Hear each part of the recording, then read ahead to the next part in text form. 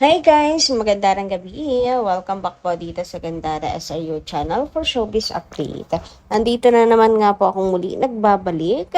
Nagmamaganda ninyo kachismosang Kim Pao, wala na pong iba.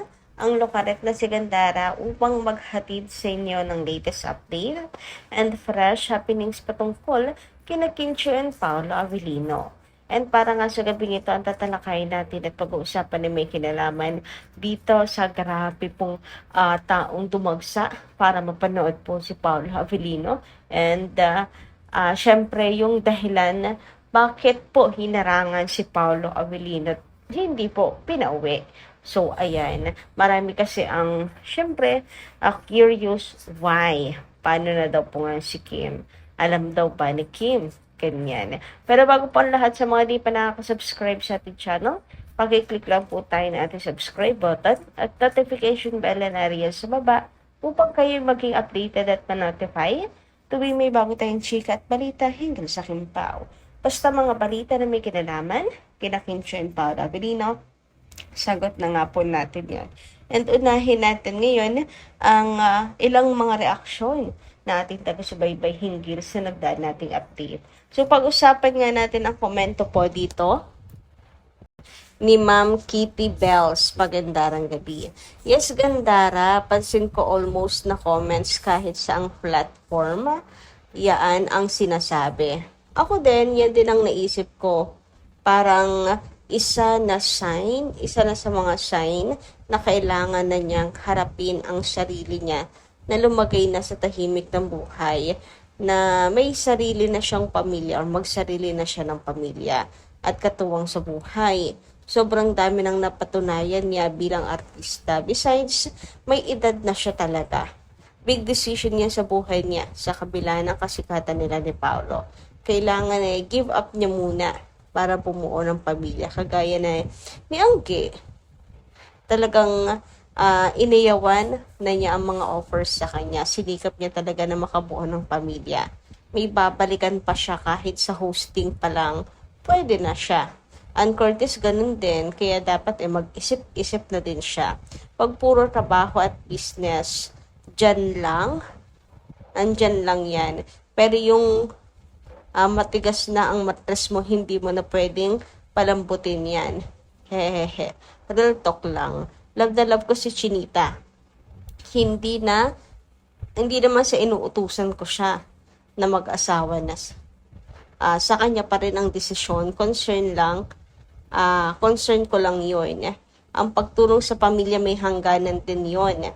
Yun lang masasabi ko, Gandara. Huy, alam niyo Ma'am Kitty, basta naalala ko yung payo sa akin nung mama ko, nung dalaga pa ako, yung bata-bata pa. Sabi niya, alam mo, anak, at the end of the day, ikaw pa rin ang magdidesisyon. Andito lang ako para gumabay.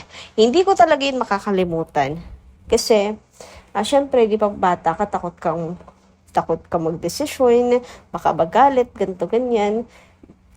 Pero, yun yung nagpaliwanag sa akin na, pwede ka magdesisyon, at the end of the day, nasa sayo yan. Basta na doon sila gumagabay. Pero ando pa rin yung konsensya na ano ba yan, ginawa na nga nila, pinangaralan ka na lahat-lahat, gagawin mo pa rin. So, yun talaga. Malaking tulong yung advice na yun at the end of the day. And marirealize din naman yun ni Kim, di ba? Saka, time na rin para unahin naman niya yung sarili niya. Tapos na siya sa family niya ngayon, tumulong sa family niya. Gumawa naman siya ng sarili niyang pamilya. Baka ngayong mga na yan, nangyayari sa buhay niya, mga sinyales na tapos na siya sa kanyang obligasyon. Kung totoo hindi naman niya obligasyon. Kung tapos na yung kanyang papel sa kanya pong pamilya. Kaya ngayon, tutukan naman niya yung kanyang sarili. Anyway, dumako naman tayo dito sa komento ni Ma'am Annalyn Hiccup. Sabi niya dito, tamang panahon ang pagdating ni Paolo sa buhay ni Kimberly. Lahat ng masasakit na nangyari sa buhay ni Kim, andon si Paolo. Nakikinig lamang at sinasamahan siya. Kim Pao forever. Good morning, Gandara. Kasal na yata, Gandara, tinatago lang nila. I'm sure, happy. I'm so happy. Sorry, madaling araw na akong nanood, hindi makatulog. Walang anuman po, Ma'am Annalyn. Pero syempre, health is wealth, di ba? Ingatan po natin ang ating health. At patungkol naman sa secretly married, naku, yan ang hindi natin sure. Yan ang hindi natin alam. Pero ang alam ko, may paninindigan si Kim Chiu na no live-in hanggat hindi kasal. Pero kung kasal na, wala nang problema. Di ba? Hindi pa rin naman po sila umaamin. So, clueless pa rin po tayo. Pero na lang sa mga actions na nakikita natin sa kanilang dalawa. About naman sa pagdating ni Paolo sa kanyang buhay, totoo. Right timing din talaga ang pagdating ni Paolo kay Kim. Kasi si Paolo talagang nakikinig lang po kay Kim Chiu. Ramdam ni Kim na may kasama siya. May nakikinig sa kanya. May nahihingahan po siya ng kanyang problema. Kaya ngayon na may mabigat na naman na pinagdadaanan to si Kim, hindi lang basta-bastang problema to no? Kasi ano na to yung kanyang pamilya. Dami na ang kanyang pamilya. Importante na may taong nandiyan na nakikinig po sa kanya. Nagbibigay ng advice. Si Paolo pa man din po, mahusay po magbigay yan ng advice. Man of a few words yan, pero kapag nagbitaw yan ng salita, talagang malaman, malalim, at may mapupulot ka talaga na aral kay Paolo Avellino. Pero usually, nakikinig lang po talaga yan siya.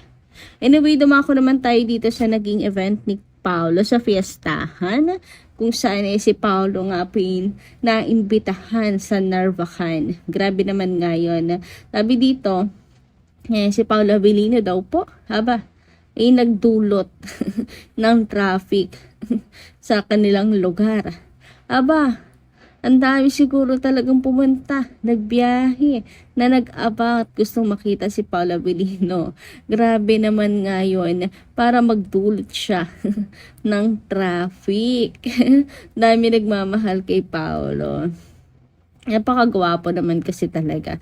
Hindi nga natin masisisi yung iba kung bakit crush na crush at kinikilig po sila kay Paolo Avellino. Samantala, dumako naman nga po tayo dito sa paglalambing ni Paolo. Isa pong, hindi ko alam kung, ano ba to, baby na baka, baby cow, or isang deer, or isang goat.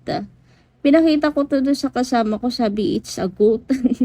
Pero para naman siyang deer. Ewan ko, may deer ba doon?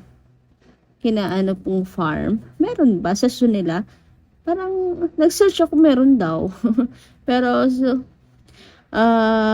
kung ano man yan, yung animal lover tong si Paolo Avellino. Pero alam nyo ba, di ba may mga binangkit si Paolo Avellino dyan? Sabi niya what do you want? Pero yung pagkakasabi ni Paolo kasi masyado ngang mabilis. Parang chew. What you want? Miss na si Kim. Nababanggit na ang chew. Miss na agad si Kimi. Uwi na kasi. Uwi na kasi. Namimiss mo tuloy. Hindi nakapagtataka. Sabi nga dito ni Ma'am Shirley Alolod, alam mo ba ang video na yan? Sabi ni Pao, what you want? What you want? Ang bilis kasi masyado, pero what do you want yan? Chew. Hoy, what you want? Happy Chunday. Chunday. Anyway, dumako naman nga tayo dito sa concern ng ilan. Kasi nga, bakit si Paolo Avellino nagpaiwan? Bakit si Paolo nagpapikil? Gandara, sabi ni Ma'am Virgie Gatchalian, akala ko concern si Pao sa pag-iisa ni Kim. Until now ay nasa Ilocos pa raw. Nagpapigil sa mga singson. Ano mayroon at nagpapigil si Paolo? Maybe business?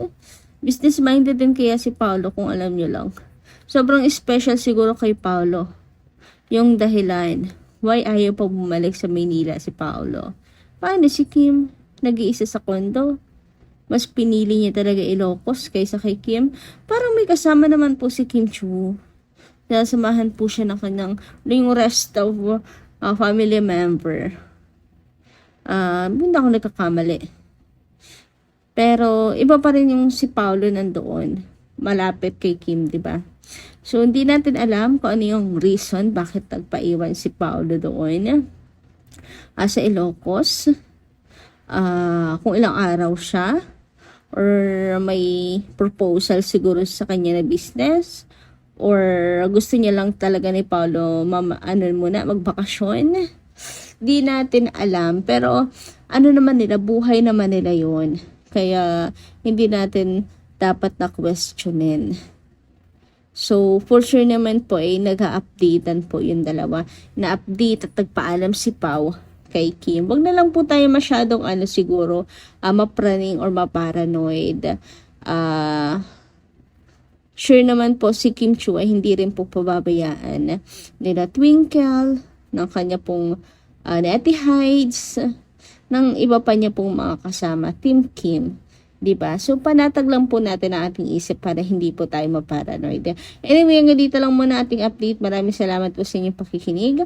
Kita-kits po tayo muli sa mga susunod nating chika. Marami pong salamat.